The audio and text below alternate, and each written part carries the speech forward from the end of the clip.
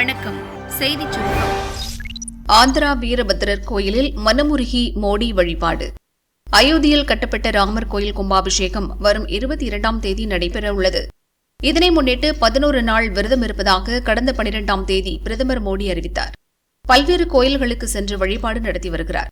மகாராஷ்டிராவில் கோதாவரி நதிக்கரையில் உள்ள ராம்குந்திற்கு சென்று வழிபாடு நடத்தினார்.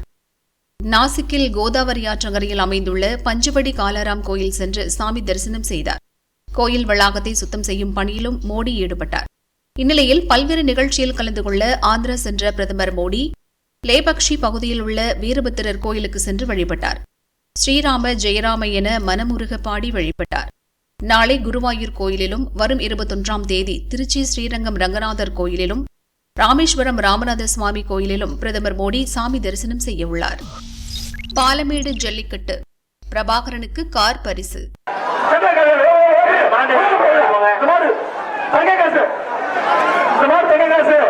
பொங்கலை முன்னிட்டு மதுரை மாவட்டம் பாலமேட்டில் ஜல்லிக்கட்டு இன்று நடைபெற்றது. அமைச்சர் மூர்த்தி, கலெக்டர் சங்கீதா கொடியசைத்து போட்டியை துவக்கி வைத்தனர். முதலில் பாலமேடு கிராம கோயில் காளைகள் அவிழ்த்து விடப்பட்டன. பிறகு ஜல்லிக்கட்டு காளைகள் அவிழ்த்து விடப்பட்டன. 500 மாடுபிடி வீரர்கள் களமிறங்கினர். சேரி வந்த காளைகளை மாடுபிடி வீரர்கள் போட்டி போட்டு அடக்க முற்பட்டனர். இளைஞர்களுக்கு பிடி கொடுக்காமல் பல காளைகள் சீறி பாய்ந்து வெற்றி பெற்றன. போட்டி 10 சுற்றுகளாக நடத்தப்பட்டது. 840 காளைகள் அவிழ்த்து விடப்பட்டன. 14 காளைகளை அடக்கி மதுரை பொதும்பு பகுதியைச் சேர்ந்த பிரபாகரன் முதலிடம் பிடித்தார். 2020, 21, 22 ஆகிய ஆண்டுகளிலும் பாலமேடு ஜல்லிக்கட்டில் பிரபாகரன் தான் முதலிடம் பிடித்தார். அவருக்கு முதல்வர் ஸ்டாலின் சார்பில் கார் மற்றும் கோப்பை பரிசளிக்கப்பட்டது.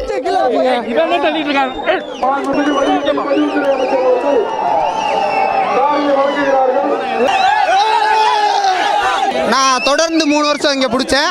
போன வருஷம் இங்கே இல்லை, நான் பிடிக்கல. இந்த வருஷம் முடிச்சிருக்கேன். தெரியல எத்தனை காலை பிடிச்சிருக்கேன்னு. எனக்கு வெற்றிக்கு உகத்தவங்க என் ஃப்ரெண்டு தான். பார்த்தீங்களா, இதுதான் என்னோட வெற்றிக்கு தான். இது 11 காளைகளை அடக்கிய மதுரை சின்னப்பட்டியைச் சேர்ந்த தமிழரசனுக்கு 2வது பரிசாக பைக் வழங்கப்பட்டது.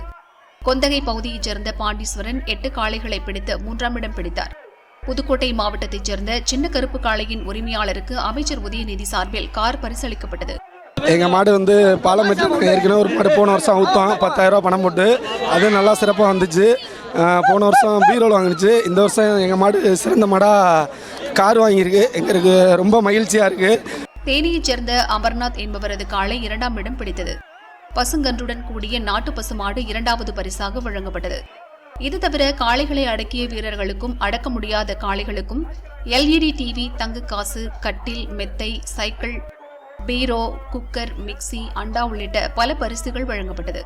காளைகள் முட்டியதில் மாடுபிடி வீரர்கள், பாதுகாப்பு பணியில் இருந்த போலீசார் உட்பட 46 பேர் காயமடைந்தனர். 11 பேர் மேல் சிகிச்சைக்காக மருத்துவமனையில் அட்மிட் செய்யப்பட்டுள்ளனர்.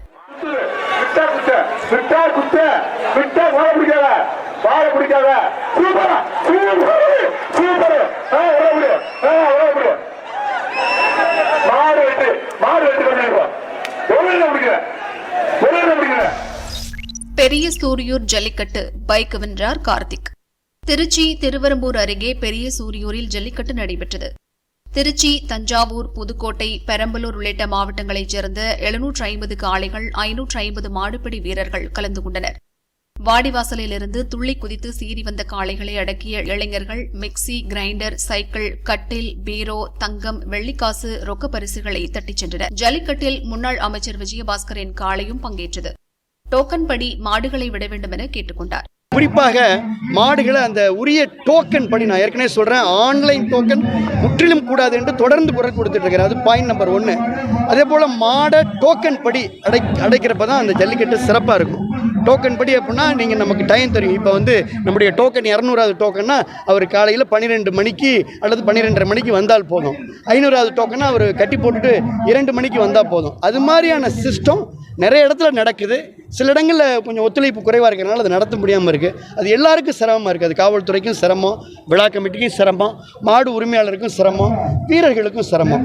அதனால் எல்லாரும் நாம் எல்லாரும் சேர்ந்து இந்த விழா நடத்துகிறோம். ஜாதி, மத, கட்சி பேதமின்றி இந்த விழாவை நடத்திட்டு இருக்கிறோம். அது ஒன்றும் மாற்று கருத்து இல்லை. அதனால் இது இன்றைக்கு சிறப்பாக நடந்திருக்கு. என்னுடைய வாழ்த்துக்களை, பாராட்டுக்களை விழா கமிட்டிக்கு தெரிவிச்சு. அதிக காளைகளை அடக்கிய நாமக்கல் கார்த்திக்கு பைக் பரிசாக கிடைத்தது. இளந்தப்பட்டி தமிழ் என்பவரின் காளை சிறந்த காளையாக தேர்வு செய்யப்பட்டு வேட்டுமனை பரிசளிக்கப்பட்டது. சிறந்த மாடுபிடி வீரர் KTM கார்த்திக், நாமக்கல் மாவட்டம்.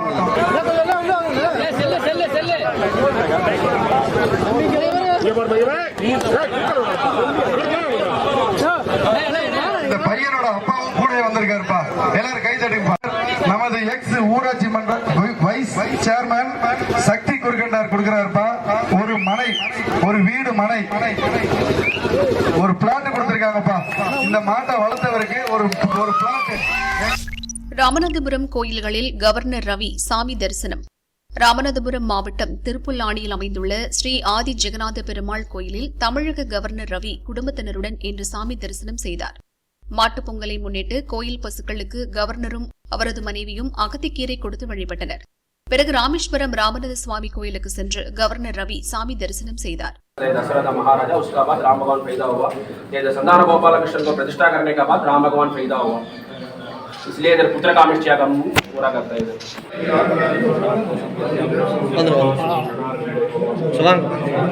இதனிடையே ராமநாதபுரம் கலெக்டர் அலுவலகம் முன்பு ஈவேரா ஆதரவு அமைப்பினர் கருப்பு கொடி போராட்டம் நடத்தினர். தமிழக மக்களுக்கும் அரசுக்கும் எதிராக கவர்னர் ரவி செயல்படுகிறார், அரசு அனுப்பும் கோப்புகளுக்கு உரிய நேரத்தில் அனுமதி வழங்காமல் திட்டங்களுக்கு தடை போடுகிறார் என்பது போன்ற கோஷங்களை எழுப்பினர். அவர்களை போலீசார் கைது செய்தனர்.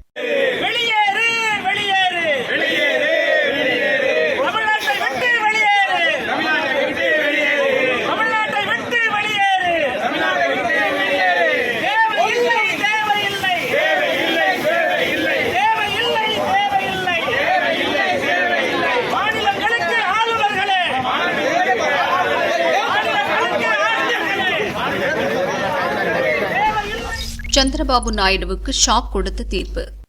ஆந்திராவில் திறன் மேம்பாட்டுத் துறையில் 371 கோடிக்கு முறைகேடு நடந்ததாக முன்னாள் முதல்வர் சந்திரபாபு நாயுடு செப்டம்பரில் கைது செய்யப்பட்டார். ஒரு மாதத்திற்கு பின் ஜாமீன் கிடைத்தது. ஊழல் குற்றச்சாட்டு தொடர்பாக தம் மீது CID போலீஸ் பதிந்துள்ள FIR-ஐ ரத்து செய்யக்கோரி ஆந்திரா ஹைகோர்ட்டில் சந்திரபாபு மனு செய்தார். அது தள்ளுபடி செய்யப்பட்டது. இதை எதிர்த்து சுப்ரீம் கோர்ட்டில் அப்பீல் செய்தார். நீதிபதிகள் அனிருத்தா போஸ், பீலா M. திரிவேதி அமர்வு விசாரித்தது. 2 நீதிபதிகளும் மாறுபட்ட தீர்ப்பை வழங்கினர். ஊழல் தடுப்புச் சட்டத்தில் அரசு ஊழியரை விசாரிக்க முன் அனுமதி பெற வேண்டும், ஆனால் சந்திரபாபுவை விசாரிக்க முன் அனுமதி பெறவில்லை என்று நீதிபதி அனுருத்தா போஸ் கூறினார். நேர்மையற்ற அரசு ஊழியர்களை விசாரிக்க முன் அனுமதி பெறுவதை ஒரு குறையாக கருத முடியாது, எனவே FIR-ஐ ரத்து செய்ய முடியாது என நீதிபதி பீலா திரிவேதி மனுவை தள்ளுபடி செய்தார். 2 நீதிபதிகள் வெவ்வேறு தீர்ப்பு வழங்கியதால் சுப்ரீம் கோர்ட் தலைமை நீதிபதி அமர்வுக்கு வழக்கை மாற்ற பரிந்துரை செய்யப்பட்டது. ஆந்திர அரசியலில் இனிதான் ஆட்டம், எதிரும் புதிருமான அண்ணன் தங்கை. ஆந்திராவில் முதல்வர் ஜெகன்மோகன் தலைமையில் YSR காங்கிரஸ் ஆட்சி நடக்கிறது. ஜெகனின் அப்பா YS ராஜசேகர ரெட்டி காங்கிரஸ்காரர், ஒருங்கிணைந்த ஆந்திராவின் முதல்வராக இருந்தவர். 2009இல் ஹெலிகாப்டர் விபத்தில் அப்பா YSR இறந்த பின் ஜெகனுக்கு முதல்வர் பதவி கிடைக்கவில்லை. இதனால் காங்கிரசிலிருந்து விலகி YSR காங்கிரஸை தொடங்கினார். அப்பாவின் ஆதரவாளர்கள் ஜெகன் பின்னால் நிற்க அவர் முதல்வரானார். கட்சி உடைந்ததால் காங்கிரஸ் கட்சிக்கு மிகப்பெரிய அடியாக இருந்தது. ஜெகன்மோகனின் தங்கை ஷர்மிளா அண்ணன் கட்சியில் ஒருங்கிணைப்பாளராக இருந்து தீவிரமாக வேலை பார்த்தார். அதிகார பகிர்வால் அண்ணனுடன் ஏற்பட்ட மோதலில் பகை ஏற்பட்டது. பின் கட்சியை விட்டு வெளியேறினார். தெலங்கானா பக்கம் போனார். அப்பா YSR-இன் ஆதரவாளர்கள் அங்கு இருப்பதால் அதை பயன்படுத்தி 2021இல் YSR தெலங்கானா கட்சியை ஷர்மிளா தொடங்கினார். அப்போதைய தெலங்கானா முதல்வர் சந்திரசேகர ராவ் தலைமையிலான BRS கட்சி ஆட்சியை எதிர்த்து போராட்டங்கள் நடத்தினார். அதே சமயம் காங்கிரஸ் மீது அனுசரணை காட்டினார். சமீபத்தில் தெலங்கானா சட்டசபை தேர்தலுக்கு முன் YSR தெலங்கானா கட்சியை காங்கிரசுடன் இணைத்தார்.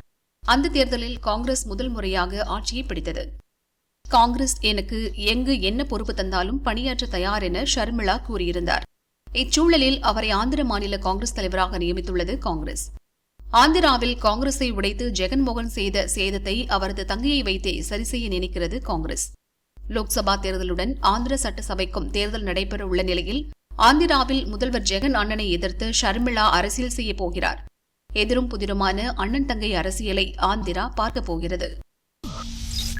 கிருஷ்ண ஜென்ம பூமி வழக்கு, மசூதியை ஆய்வு செய்ய தடை. உத்தரப்பிரதேசம் மதுராவில் கிருஷ்ணர் கோவில் உள்ளது.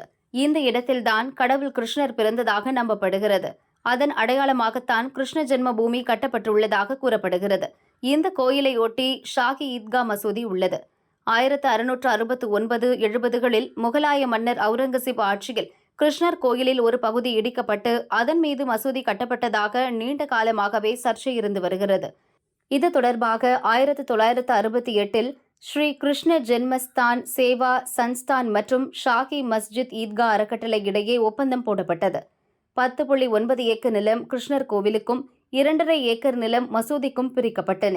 ஆனால் மொத்த இடமும் கோயிலுக்குத்தான் சொந்தம் என இந்து அமைப்புகள் வழக்குகள் தொடர்ந்தன. மதுரா கோர்ட்டுகளில் தாக்கல் செய்யப்பட்ட 18 வழக்குகள் அலகாபாத் ஹைகோர்ட்டுக்கு மாற்றப்பட்டன. மசூதி உள்ள இடம் ஏற்கனவே கோயில் இருந்த இடமா, அதற்கான அடையாளங்கள் தடயங்கள் ஏதும் இருக்கிறதா என்பதை ஆய்வு செய்ய கமிஷன் அமைக்க அலகாபாத் ஹைகோர்ட் உத்தரவிட்டது. மசூதியை ஆய்வு செய்ய ஹைகோர்ட் அனுமதி அளித்ததை எதிர்த்து மசூதி கமிட்டி சுப்ரீம் கோர்ட்டில் அப்பீல் செய்தது. நீதிபதிகள் சஞ்சீவ் கண்ணா, தீபங்கர் தத்தா ஆகியோர் விசாரித்தனர். கமிஷனரை நியமிக்க கோரி அலகாபாத் ஹைகோர்ட்டில் தாக்கல் செய்த மனு மிகவும் தெளிவற்றதாக இருக்கிறது.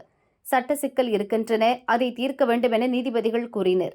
இந்த வழக்கை எதிர்த்து ஹைகோர்ட்டில் தாக்கல் செய்த மனுக்கள் நிலுவையில் இருப்பதை சுட்டிக்காட்டிய நீதிபதிகள் மசூதியை ஆய்வு செய்ய கமிஷன் அமைக்கும் ஹைகோர்ட் உத்தரவுக்கு இடைக்கால தடை விதித்தனர். ஹைகோர்ட் விசாரணை தொடர அனுமதி அளித்த நீதிபதிகள் வழக்கை 23ஆம் தேதிக்கு ஒத்திவைத்தனர். Today the Honorable Supreme Court had stayed the survey order only, but even though they have not stayed the trial at the Honorable Allahabad High Court, that will continue. It doesn't mean that our rights are being stopped. Certainly it is open before the court, and the both of parties, they have time to just keep their views before the Honorable Court. The case is that the Honorable Apex Court has today stayed the order of Allahabad High Court ordering a commission ordered on the basis of an application which was moved by the petitioners in this case, many of whom are having serious criminal background. So what is more important than staying this order of the Allahabad High Court is that court made some very, very strong remarks about the petition application moved before the Allahabad High Court, asking for commission, saying that the petitioner is not himself clear. What does he want in the commission? What commission will do. So this kind of harsh observations are very important.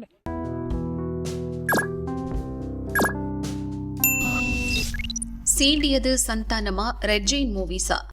நடிகர் சந்தானம், மேகா ஆகாஷ் இணைந்து நடித்துள்ள படம் வடக்குப்பட்டி ராமசாமி. சந்தானத்தை வைத்து டிக்கிலோனா திரைப்படத்தை இயக்கிய கார்த்திக் யோகி இந்த படத்தையும் இயக்கியுள்ளார்.